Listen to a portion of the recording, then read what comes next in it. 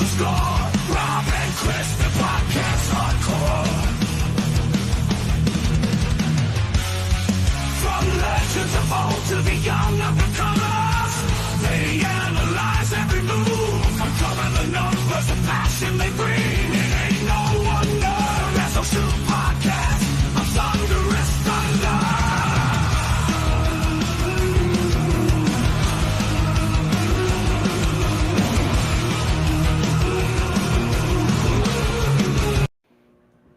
Fuck yeah, I love that song. What's up, baby?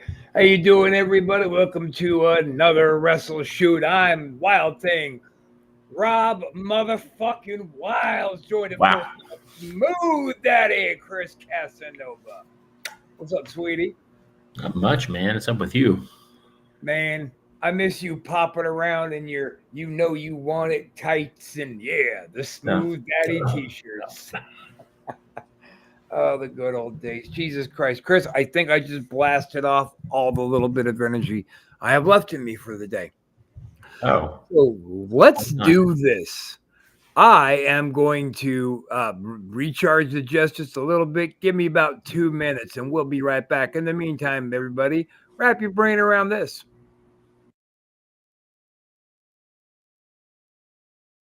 Where the fuck you get off talking to people about me behind my back going over my head? What people? What people would you think I wasn't gonna find out? I don't even know what you're talking about, Nick. No, you said I'm bringing heat on you? I gotta listen to people because of your fucking shit? You're ordering me out? You better get your own fucking army, pal. I didn't do anything. I mean, I didn't order you or anybody. I only told Andy Stone that you had a lot of heat on you, and that was a problem. You want me to get out of my own fucking town? Yeah, I said let the bullshit blow over for a while so I can run the casino. Anything goes wrong with the casino, it's my ass. It's not yours, it's my ass. I don't know whether you know this or not, but you only have your fucking casino because I made that possible. I'm what counts out here, not your fucking country clubs or your fucking TV shows. And what the fuck are you doing on TV anyhow? You know, I get calls from back home every fucking day. They think you went batshit. I'm only on TV because I gotta be able to hang around the casino. You understand that? You know that. Fucking Come on. ass. You could have had the food and beverage job without going on television. You wanted to go on TV. Yeah, I did want to go on TV. That way I have a forum. I can fight back. I'm known. People see me. They know they can't fuck around with me like they could if I was an unknown. That's right. You're making a big fucking spectacle of yourself. Me? I wouldn't even be in this situation if it wasn't for you. You brought down so much fucking heat on me. I mean, every time I meet somebody, the big question is, do I know you? Oh, sure. Now you want to blame your fucking license on me. No, Nikki, when you asked me if you could come out here, what did I tell you? I mean, you asked me, and I knew you were going to come out no matter what I said, but what did I tell you? Do you remember what I told you? Back do you up, remember what I told you? 1 minute here. 1 minute. I asked you, when the fuck did I ever ask you if I could come out here? Get this through your head, you. Get this through your head, you Jew motherfucker, you. You only exist out here because of me. That's the only reason. Without me, you, personally, every fucking wise guy still around, I'll take a piece of your fucking Jew ass. Then where you gonna go? Your fucking warrant don't ever go over my fucking head again. You motherfucker, you.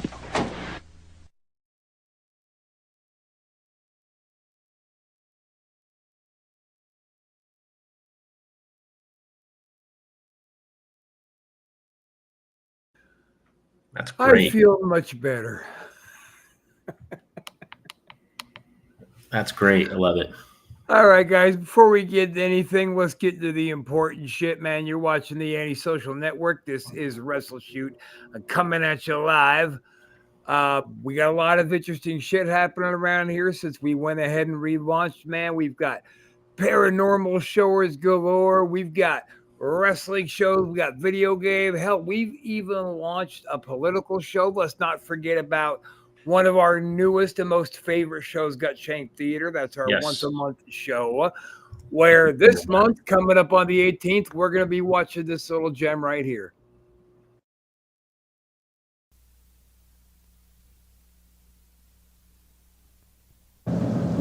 This is Jack Burton in the Pork Chop Express, and I'm talking to whoever's listening out there.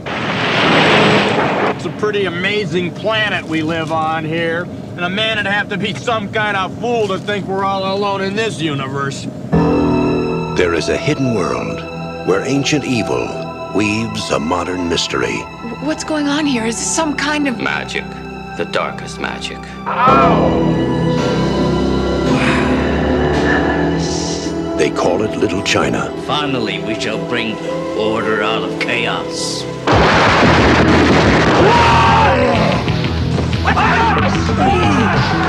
It's where Big Trouble was waiting for Jack Burton. Who? Jack Burton. Me. Jack! Jack? Jack! They told him to go to hell. You make one move. And that's just where he's going. Somebody, I don't care who, tell me what is going on.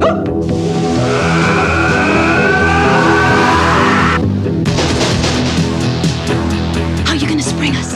I have no idea.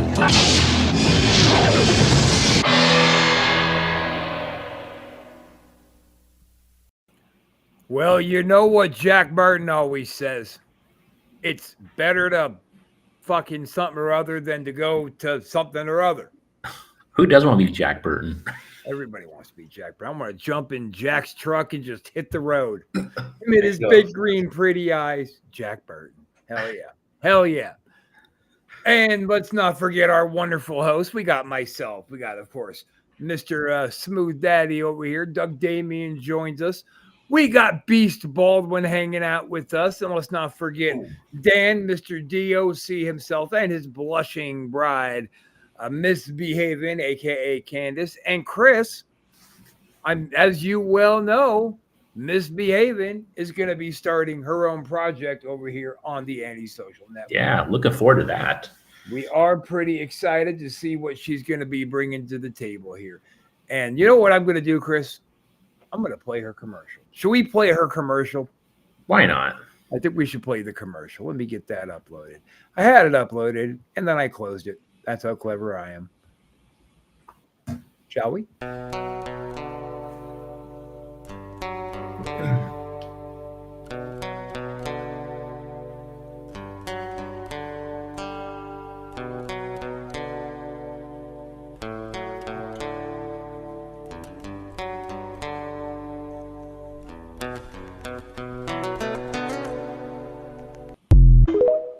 Hell yeah. That's Hell wow. yeah. So let's keep an eye out for that. That's going to be cool. A lot of interest is growing on this bad boy, and people are asking me, like, what this show is really even going to be about. And my answer is they're going to be the Antisocial Network's very unhinged version of The View. That's awesome. They're not going to talk anything political, I wouldn't think. Well, of course, it's going to be hosted by our very own Misbehaving. She's going to be joined by her co-host, Bex, and two other to be announced soon. Not that we don't know who it's going to be. They just haven't figured out what their gimmick names are going to be yet. We don't want to blow their spot up, you know. Well, just having interactions with her on Gut Shanked, I know it's going to be a great show. Fuck yeah. Fuck yeah. Let's go, Antisocial. Duds of podcast is coming back. We got Butcher going to be rocking it out. Our paranormal shows are rolling out. Everything is shaping up to look like the rest of the year is going to be awesome. And next year is going to be the Antisocial year, baby. So I think we pretty much hit all the business. 2025. That's it. So what do we want to get into today there, sweetie? We don't really have much of a game plan. Not really. We never really Never do. do. Well, how about motivations that got you into wrestling? Yeah. Who are Like the guys, like the people, or the feel, or just what, everything? Yeah, I guess someone that it's hard to pick really that one, right? Chris, do you remember when you went to your first big, like WWF I show? do. And I when do. you walked into the venue and the very first time you saw the ring? I do. Yes. That's a pretty goddamn amazing sensation, I think, whether you want to be a wrestler or not. Seeing that ring. It's like when you walk into the Kiss concert and there's their rigging on stage. Oh, there's Kiss. There's the ring. There's where epic shit happens. It gave me goosebumps. I remember it clearly. I was like, oh. Mine was at the Cow Palace. Yeah. Yeah. Mine Cow was Palace. at has to be Arco. I'm guessing Arco Arena. I would think so, yeah. Since you're Sacramento, I think that'd be the. But I don't remember because I saw them like two shows real close together, and one of them was rigged up over by Shoreline. It was an outside show. Shoreline? No, it was a gimmick out by Shoreline. Oh, okay. Interesting.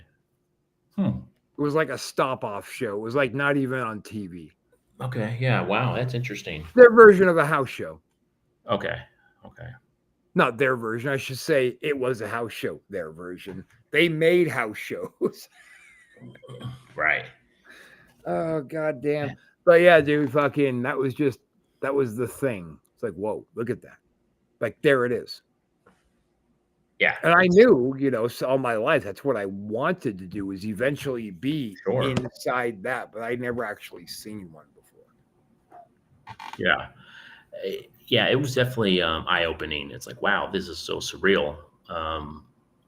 This is all before the show started. The ring's in there, the lights are on, people are working, getting things set up. You're just like, whoa, it's and they're tightening the ropes up, getting those ready to rock. You see the like when they're on TV, the boom cameras are getting down and set in position for opening. And wow, what a thing that you get to see before the cameras turn on. And I realized, wow, there's a lot that really goes into it. Yeah. And being 12 years old, it's like, whoa. But to say it's a different kind of an experience, but it's still the same kind of experience at an indie show. If people are walking into an indie show and there's the first ring they've ever seen, except for there, it's a little bit different. They'll see the wrestlers coming out of the back, saying hi to the fans, going and grabbing a hot dog and shit like that. It's more casual, more meet and greet type. Yeah, then they go to the big show and they're like, oh, wow, this is what I see on TV actually happening. Who is your number one influence coming up? Yeah. No, that was a question for you. Who is your number one influence coming up? Oh, I had so many, honestly. Before the business. Well, yeah, that's what I'm saying. Like, what got me into it, right? Who was like your guy?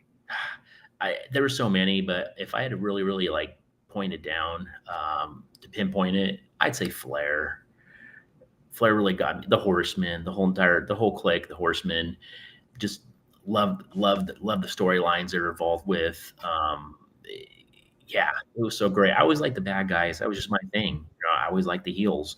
The good guys were never. I mean, I liked them, to be honest, but I was mainly a heel person. But I would say the Horsemen were my biggest motivation, my first real motivation to say, I want to do this. I actually thought I wanted to be in the Horsemen. That was like, as a kid, I wish I could be a Horseman. That would be awesome.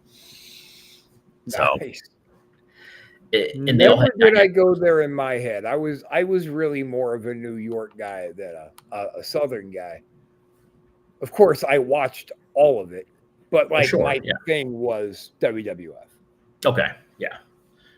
So, who was your guy? Yeah, that's another tough one.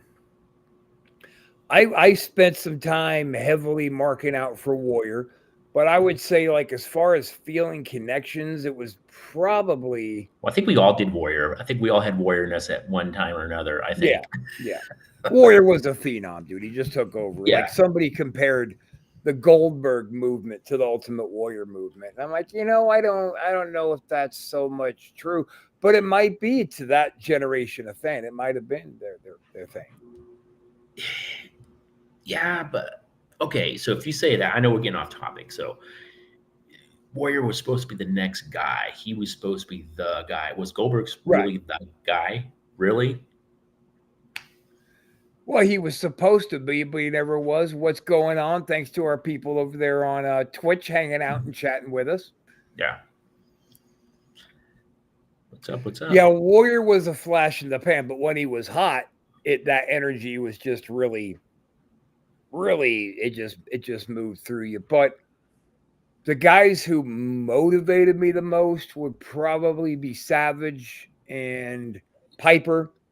Oh, yeah. And Hart.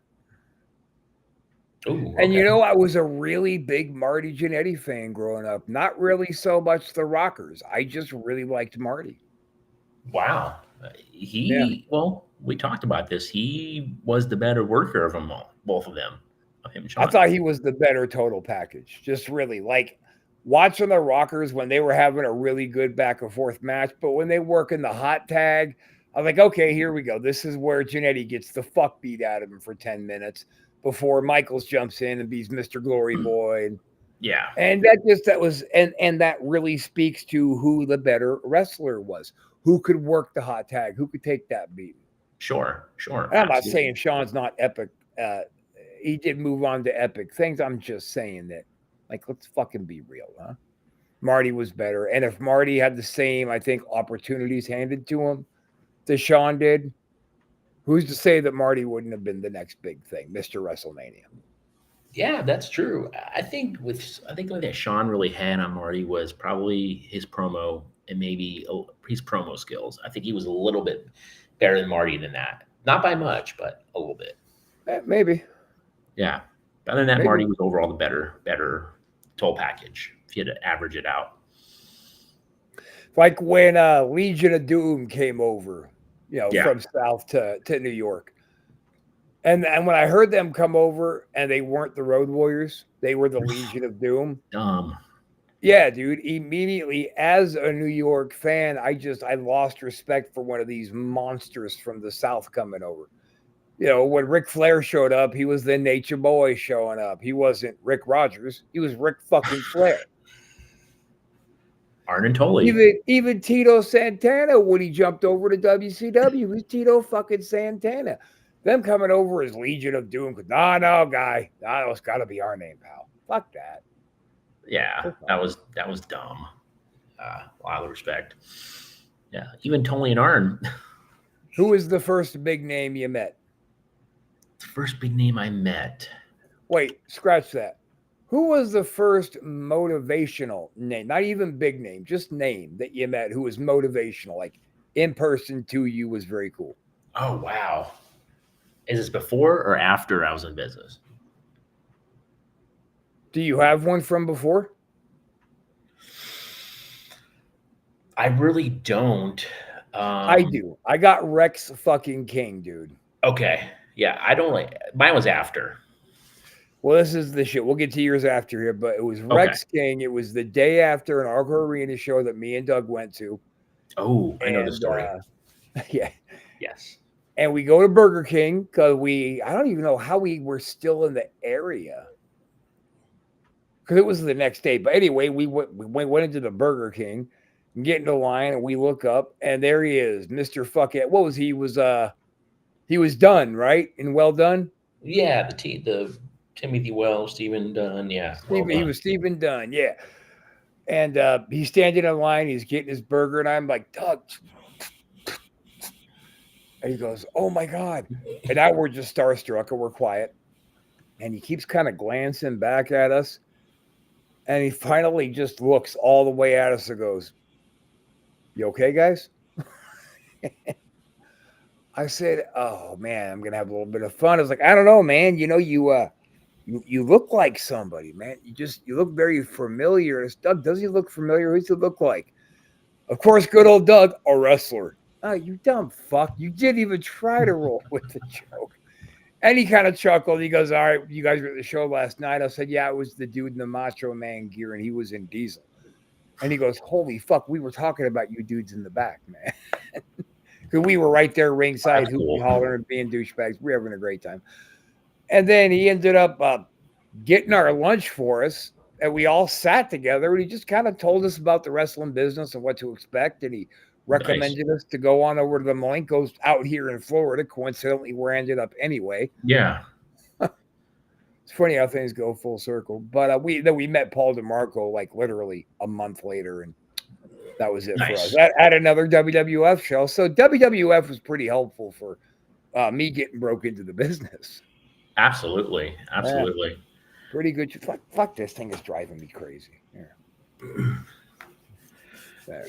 Yeah, something similar. I don't think it was motivational. When I met Eddie Guerrero on a show in San Jose, WCW was there, and he was standing there watching one of the matches. I just started talking to him and saying, hey, how do I shook his hand and introduced myself, and he's like, hey, how you doing? And just talk to him, hey, how do you get in the business? And he started talking to me a little bit, give me some really good stories. And so this was before you were broke. Yeah, it wasn't motivational, really. I don't know. like, it was more of a quick meet and greet. And then he's like, hey, I got this guy you can talk to, which was Steve Rosano, which was with Roland at the time and APW. And started talking to Steve and gave me his card and said, yeah, give us a call, and called him the next day and freaking signed up. So Eddie Guerrero pointed you where to go to break into wrestling, and that's not motivational for you, you douche. I think clearly you missed the point of what motivational means. Well, I think motivational is like they got you into the business, like you wanted to get in the business because of them. That's what I thought. All right. Like I wouldn't say I looked up Eddie Guerrero and say I got into business because of Eddie Guerrero. He just kind of showed me. Well, I didn't get into business because of Rex King, but he was fucking awesome. I'll tell you what, though, I did. You remember that running, that baseball slide leg drop I used to do? Guess who I stole that from? Rex. Yeah. I used to love that shit, dude. He'd hit the ropes and come at you at 1,000,000 miles an hour and do that slide in leg drop. Bam. Yeah. Yeah, dude. Yeah. I didn't even just take a snack. I bit that whole shit off and took it home. That's not well. We do. I think everybody does stuff like that. Bites off to people, that we watch and look up to. Why not, right? Christ, the first couple of years of my career, you look at me and you think, well, who is this guy trying to be? Is he trying to be fucking Rex the Hitman fucking Henning Rude? What's going on here, man? Grow your own gimmick. Yeah, no. Tell me about it. Yeah, I had a combination of like 3 or 4 people in my repertoire, so I get it. Yeah. Good times, though. And that's how you learn. You know, you fucking take what already works and then you develop your new shit around it. Yeah, you develop your own style. I mean, you're biting off in certain ways, but then your own style comes in eventually as you get better, and it just becomes like clockwork. You know, I don't even really think so much you figure out your style as it figures you, you know? It figures you? Yeah, like your style figures you out. That's true. That's a good point. It's a good way to spin it. Because, I mean, like DeMarco, you know, he teaches you to get down there and be a mat worker. Keep it inside the ring. Don't do any crazy, stupid spots. And right. That's how I started. But eventually, the crazy, stupid spots became just a thing that I did.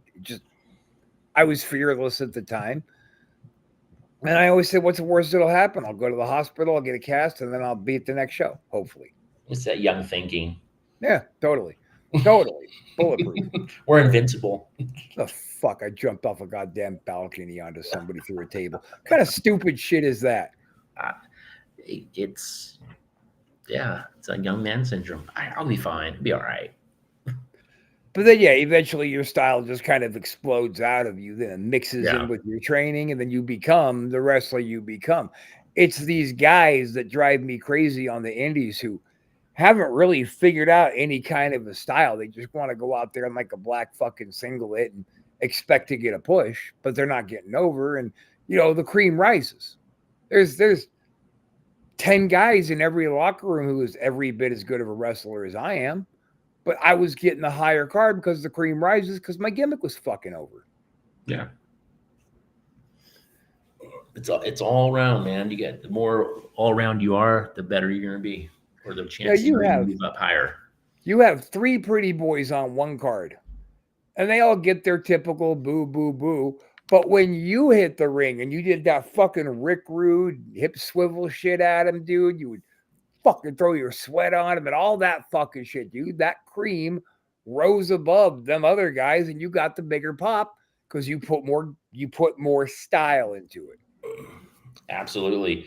And I've been off a lot of the horsemen too and Rude because I would do that. Also, I would powder out, you know, and act like I'm scared, but then also can take it to you if I wanted to. And that's the thing. There's a lot of Martel in you, even still. There's a lot of Martel in you. Yeah, a little. Yeah, I got some. Yeah, he must have fucked you a couple times because he's all up in there. But then I know when I need to. It's that combination. Yeah, and it's working the crowd. You get the crowd behind you. But I gotta say that I really believe my chicken shit powder out was way better than your chicken shit powder out. Than mine? Yeah. Oh wow. Okay. Your powder out. Your powders were always, I got to get out of here. I got to regroup. I got to defend. My powder outs were, don't hit me, and I jump. Yeah. It was over. Gotcha. Okay, well put. Don't hit me. I guess it's yours is more. You're more fearful. I guess you look. Oh my gosh. Yeah. Okay. Yeah. Yeah, for sure. And it was over because I came out there with the long hair and the fucking scars, and I was bleeding just last fucking week in this same building, and I'm coming out there swinging garbage can lids, and then somebody puts up their fist who's as big as me, and I'm gone. I'll get you when I'm ready to get you. I was always doing that number. Right. That number. That's right. That was one of my favorite buzzwords we would use. We got the body, we got the brains, and we got the balls, baby. Yep, that was fun. If you got Then, okay, so after breaking into wrestling, is Virgil your greatest disappointment? That was a good one. No. He's my first name. I worked, but no. I said, was he your greatest disappointment? Oh, yes. Yeah. All right, that's okay. Fair. I thought I misunderstood. Yeah, he was definitely disappointment, and we know the story on that. That's a long story, but yeah, he was not what I thought. But as far as all the disappointments, I didn't say was he your first. I said was he your greatest? Yeah, no, I heard you. Yeah, he's my greatest. Well, I'm making sure you heard me. You didn't hear me the first time, Dick. I heard you the second time or third time. I don't know. Fair enough. Fourth time, I don't know. Now, see, I don't even remember who my first disappointment is, and even who my greatest. Just, I guess after, I don't know, not even, okay, after breaking in, it just really quickly I figured out,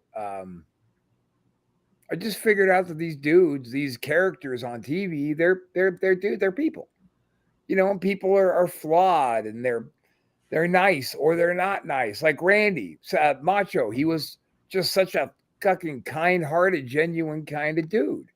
He was great. And then you get Tonga Kid, who's a fucking carny. He's a fucking dirtbag. But when you watched him on TV, you thought, look at this high-energy, smiling motherfucker that you just gotta love. But even when you were supposed to hate Macho Man, a part of you still loved him. Sure. I agree with that. He's that charisma. I don't think that, I mean, I was about to say that maybe Tonga was my greatest disappointment because he was my first exposure to what a real dirty carny can do to the business. But then, you know, along comes Buffalo Jim and fucking Mike Matrix and just other bags of twat like those guys. Yeah. You know, New Jack. And then, you know, like New Jack, I despised. We didn't like each other. But me and Mustafa did like each other. Wild. You just never know. You just never fucking know, man. You just don't, man. And watching Mustafa on TV, you'd think, ooh, I hate that guy. Oh, that guy's fucking dangerous. You watch Stevie Ray and Booker T, and you think, oh, you know what? I really like Booker, so I'm going to like Stevie too. But Stevie Ray's a twat. Yeah, he is. But he made his bones in the business, and good for him, and he's still carrying on, and good for him. And just because he's a twat doesn't mean I don't want to see the guy succeed. Go make your money, boo. Go do it. We need dudes like you who are still pushing through and trying to be in the business. Keep going, just like us. You know, we're not in there bumping around a ring. Well, we're not bumping around the ring because you're out there, and I got my hole in my foot still. Yeah. Well, I guess we're going to be bumping around the ring again soon enough. Oh, yeah. I don't understand what the hell's wrong with us. Yeah. We're crazy. We still think we're young. Yeah, I mean, we didn't really have a whole lot to get into today, and we both got like a lot of shit to do really early in the morning. This seems like a good place to put a pin in it. Just, I guess the biggest takeaway for this is, guys, man, look, if you are really genuinely fans of wrestling, but you don't have a very, very high pain threshold, then don't blow being a fan, because as soon as you start working, you're not really going to be a fan anymore. It's just not possible. You can't be a fan anymore. Like, you can be a musician and listen to an album and think, as a musician, I really like this album. But as a wrestler, You're going to watch shit on TV and you're going to pick every bit of it apart. And don't ever think how much fun it's going to be to watch your own matches, because it ain't fun unless you're a psycho. Yeah. I mean, right? Unless you're a psycho, you don't really watch your own matches. No. Oh, that's just my take on it. That's your wrong. And sorry we didn't come with a little bit more energy, Chris. I forgot to tell you this. We're going to have a mystery guest come on next week. He's a fun dude. He's a ring announcer. He's got a filthy fucking sense of humor just like us. So we're going to bring him on next week. Nice. Looking He forward. was. Oh, wait. Were you on the last Gut Shank? No, you weren't. No, I wasn't. Oh, okay. He was the guy who was cracking all the Weisers, all the Weisenheimer lines. Oh, nice. Through the whole thing. He made the show a lot of fun. So we're going to have him come on here and party with us. Sweet. Sounds How's good. that be? That'd be all right? Works for me. Well, fuck yeah. Thanks for hanging out with us another week. Chris, call me. Mean it.